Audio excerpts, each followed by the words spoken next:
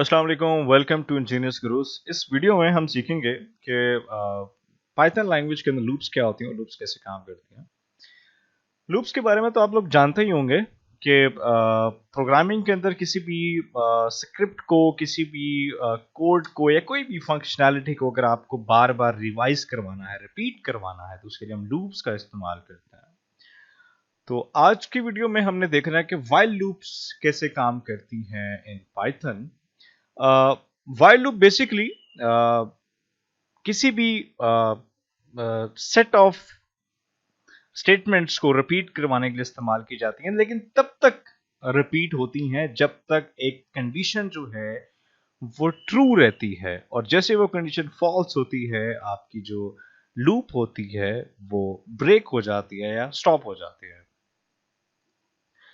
तो चलें स्क्रीन की तरफ चलते हैं और देखते हैं कि किस तरह से हम लोग व्हाइल लूप का इस्तेमाल कर सकते हैं। जैसे कि यू कैन सी, मैं एक वेरिएबल लेता हूं। यहाँ पे मैं एक वेरिएबल लेता हूं लाइक आई के नाम से, और इसके अंदर एक वैल्यू को स्टोर कर देता हूं, फॉर एग्जांपल दैट इज 1।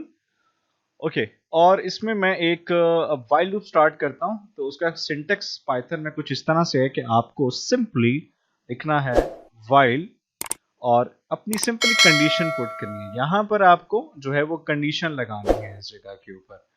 तो कंडीशन हम लगाते हैं कुछ इस तरह से, लाइक फॉर एग्जांपल कि अगर आई जो है वो छोटा है किससे, लाइक फॉर एग्जांपल मैंने किया फॉर एग्जांपल जी 6 से, राइट।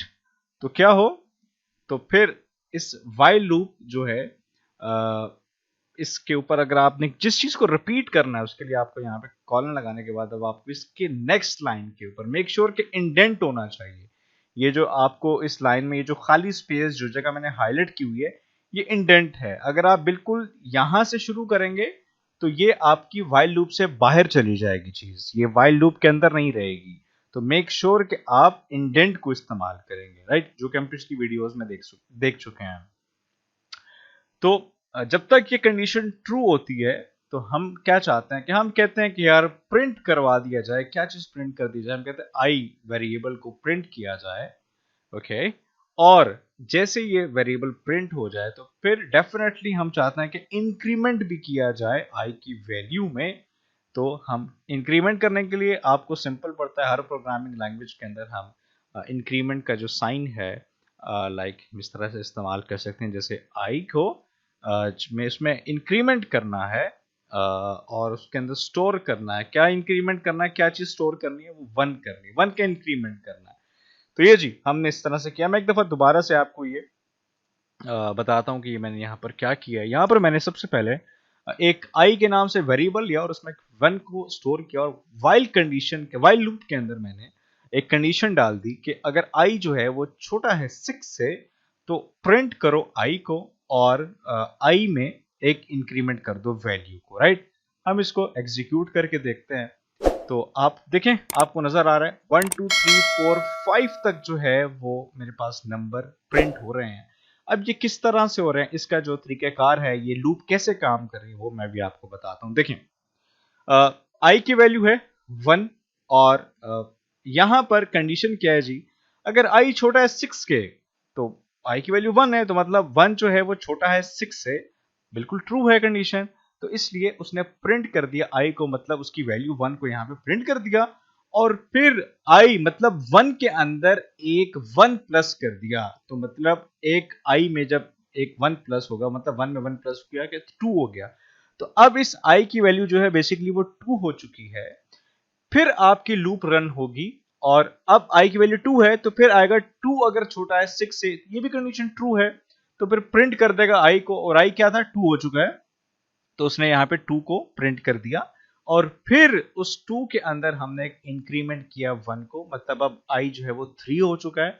तो मतलब इस वेरिएबल के अंदर 3 की वैल्यू स्टोर हो चुकी है। तो फिर आपकी कंडीशन जो है वो यहाँ पे ट्रू हो रही है कि अगर 3 जो है वो छोटा है 6 से, डेफिनेटली छोटा है, तो उसने प्रिंट कर दिया 3 को, और फिर उस 3 के अंदर एक इंक्रीमेंट लगा, 4 आ गया, 4 भी छोटा है 6 से, फिर उसने प्रिंट कर दिया और 4 प्रिंट हो गया। फिर 4 के अंदर एक और इंक्रीमेंट हुआ, और आई की वैल्यू जो है वो अब 5 हो चुकी है, और 5 भी छोटा है 6 से, ये भी कंडीशन ट्रू है। तो फिर उसने दोबारा से 5 को प्रिंट कर दिया। अच्छा, अब जब 5 यहां तक प्रिंट हो चुके हैं तो अब 5 के अंदर एक वैल्यू और इंक्रीमेंट करनी है, तो वो 5 हो जाएगा जी 6। तो मतलब आई के अंदर जो है वो 6 हो चुका है। अब यहां पर आपकी कंडीशन फॉल्स हो जाती है क्योंकि 6 छोटा नहीं है 6 से, कंडीशन आपकी फॉल्स है। ठीक है, राइट। तो फिर अब आपकी लूप स्टॉप हो जाएगी, रन नहीं होगी।